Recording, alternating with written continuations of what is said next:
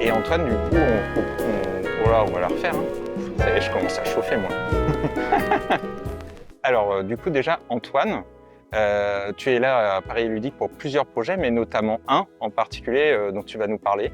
Ah, alors oui, je suis là pour plein de projets même, mais celui dont on parle aujourd'hui, c'est une avant-première, on peut dire, de Seven Wonders Dice, qui est prévue pour Essonne en octobre de cette année 2025. J'ai même la boîte Magnifique ici. boîte de pré-production, ouais, exactement. Et qu'est-ce qui t'a poussé ou donné l'envie de revenir justement à Seven Wonders Alors en fait, cette version D, c'est un très très vieux projet que j'ai dû commencer il y a, je sais plus, mais de mémoire, il y a bien 7 ans. Et qui a mis très longtemps à fonctionner en fait. Il y a eu une vieille version que j'ai traînée pendant 1 ou 2 ans que Robopod avait vu, mais qui demandait beaucoup de matériel et qui n'était pas vraiment éditable. Et je l'ai laissé reposer pendant longtemps pour bosser sur d'autres projets Seven, notamment la version Seven Duel for Middle-earth avec Bruno. Et quand j'ai fini cette version-là avec Bruno, j'ai ressorti mon jeu de dés et j'ai eu un déclic à ce moment-là qui a donné cette version que j'ai enfin trouvé cool et montrable à l'éditeur, qu'il a d'ailleurs tout de suite adopté.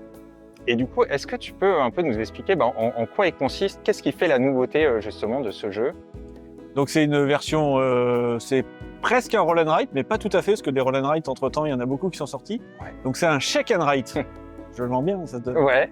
Donc c'est, en fait, je suis quelqu'un de très flemmard et lancer les dés dans un roll and write, c'est déjà trop fatigant, je trouve. Ouais. Il y a une petite boîte dans laquelle les dés sont posés et en fait, on secoue, on recouvre, on ferme la boîte, on secoue la boîte, on ouvre le couvercle et on découvre la configuration des dés qu'on va utiliser pour jouer. Je suis en train de découvrir la version. T'as pas vu l'intérieur? Et non. Incroyable. Vas-y, on l'ouvre comme ça, on est des acrobates. Quoi. Donc c'est cette petite boîte et donc quand tu joues, en fait, à tour de jeu, c'est facile. Il y en a un qui n'importe qui, on s'en fiche, ferme la boîte, on secoue, je vais le faire comme ça, c'est pas évident, c'est acrobate. On révèle, on réouvre et du coup tout le monde joue avec la configuration de dés qui est là. Et donc, toi tu le vois pas, mais on voit à la caméra qu'il y a 4 zones dans cette boîte et que chaque zone est associée à un coût en pièces. Et du coup, le dé que tu veux va être soit gratuit, soit coûter 1 pièce, soit coûter 2 pièces, soit coûter 3 pièces. Et donc, on va dire, c'est le principal twist sur le roll and write, c'est que ce petit côté shake, quoi. L'autre intérêt, c'est que tu peux jouer jusqu'à 7, puisque tu as 7 plateaux, 7 merveilles en même temps, puisque tu shakes, tout le monde joue son tour en simultané, donc on retrouve le rythme assez rapide que j'aime bien. Moi, j'aime pas du tout le downtime, donc le rythme du jeu initial où tout le monde joue en même temps. Seven Wonders Dice, il sort donc à Essen en octobre. Complètement, et j'y serai aussi, comme chaque année à Essen, sur le stand Ropoprod, des séances de dédicaces, et puis voilà. Super, et ben rendez-vous en octobre alors. Exactement.